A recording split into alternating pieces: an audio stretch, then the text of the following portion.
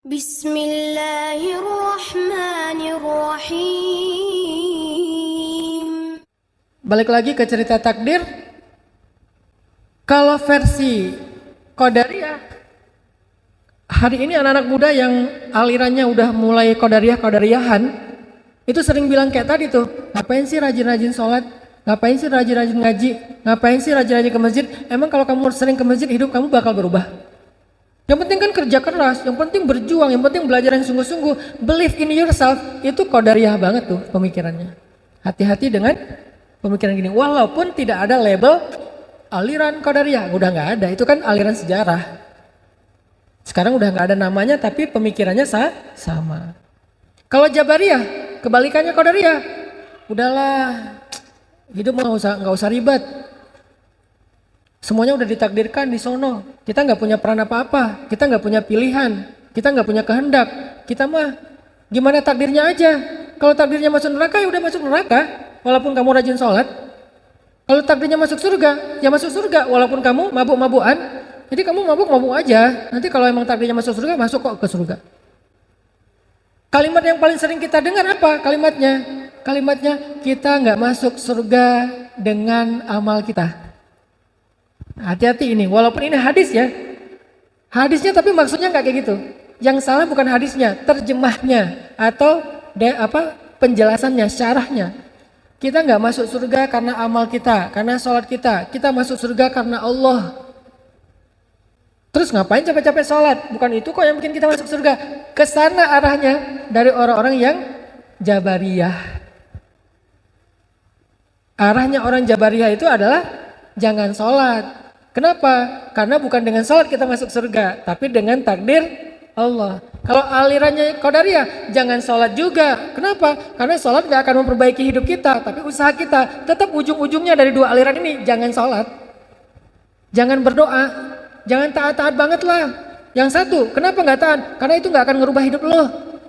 Yang kedua, karena semuanya udah ditentukan, ngapain capek-capek? Bukan itu yang buat kita akan masuk surga. Sama, ini ekstrim kanan, ekstrim kiri nih. Yang satu kesannya kayak percaya banget sama takdir, yang satu lagi menentang banget takdir. Tapi ekstrim kanan, ekstrim kiri. Muncullah Ahlus Sunnah wal Jamaah yang wasatiyah, pertengahan. Apa pertengahannya? Ini kata-kata yang tepat tentang Ahlus Sunnah wal Jamaah dalam bab takdir. Kita merencanakan, Allah yang menentukan. Kita merencanakan, Allah yang menentukan. Artinya kita punya peran dalam merencanakan, baik rencana bumi maupun rencana langit, baik ikhtiar bumi maupun ikhtiar langit. Itu peran kita. Ikhtiar bumi apa? Kalau dalam karir bekerja sungguh-sungguh. Ikhtiar langitnya berdoa yang sungguh. Berdoa yang sungguh, beribadah yang sungguh, bersedekah yang sungguh. Itu ikhtiar langit. Ikhtiar buminya bekerja yang sungguh, berusaha yang sungguh. Itu ikhtiar bumi. Kita yang mengikhtiarkan, Allah yang menentukan hasilnya. Itulah versi Ahlus Sunnah wal Jamaah. Jadi nggak murni mengandalkan ikhtiar kita, nggak murni juga kayak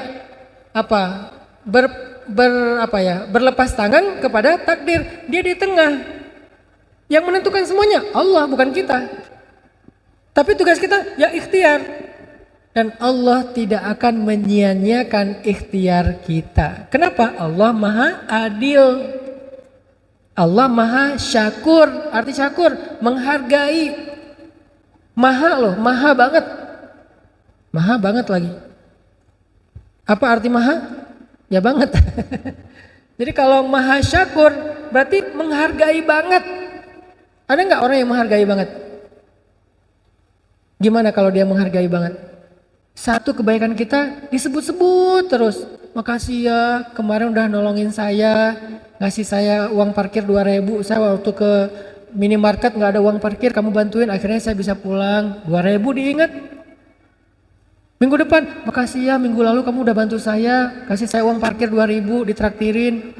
Bulan depan, makasih ya, kamu udah bantuin saya, 2.000 ditraktirin. Tahun depan, makasih ya, dulu kamu udah pernah berbuat baik sama saya, bantuin saya di parkiran. 5 tahun lagi masih disebut, 10 tahun lagi masih disebut. Itu orang berarti sangat bisa menghargai kebaikan orang lain. Dan orang Jepang tuh kayak gitu loh.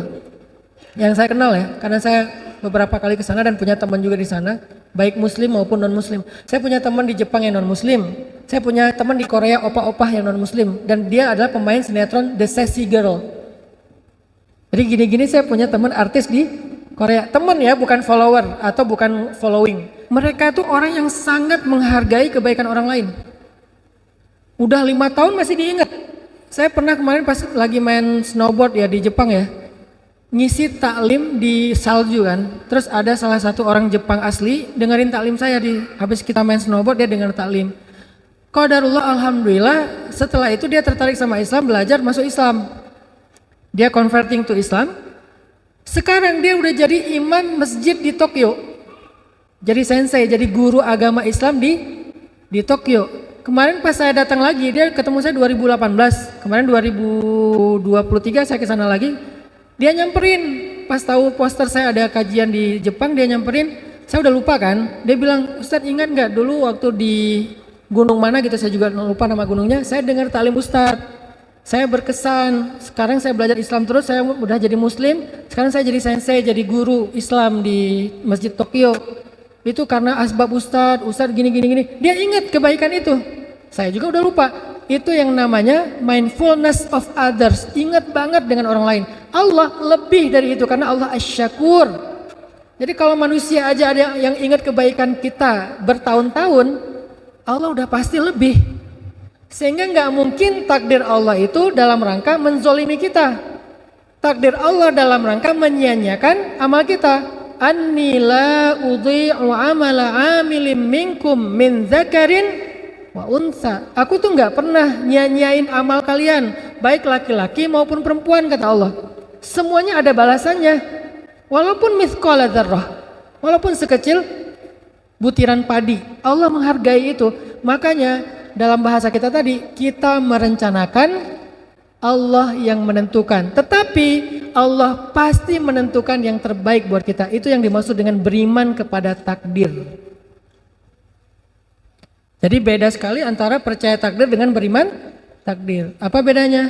Percaya takdir cuman tahu, ya ini saya diciptakan sebagai laki-laki, itu Allah yang ciptakan, percaya saya. Tapi belum tentu menerima. Tapi kenapa ya kok laki-laki, kan saya pengen jadi perempuan. Kalau mau kayak gitu, saya tuh lebih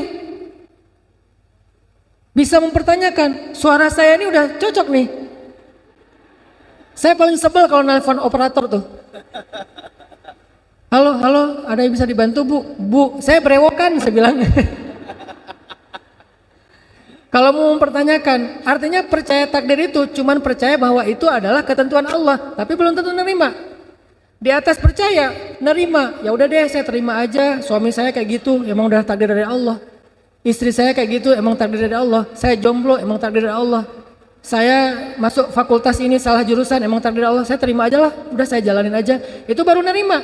Tingkatan di atas percaya. Yang paling keren itu beriman. Inilah yang terbaik. Kita percaya, yakin bahwa inilah yang terbaik. Oh, suami ini, inilah yang terbaik untuk saya. Istri yang ini, inilah yang terbaik untuk saya. Harta segini, inilah yang terbaik untuk saya. Karirnya begini, inilah yang terbaik. Itu baru disebut dengan beriman kepada takdir. Lebih tinggi dari percaya, lebih tinggi dari nerima. Syukran ya Rabbi, syukran. Hadaita qalbi, syukran.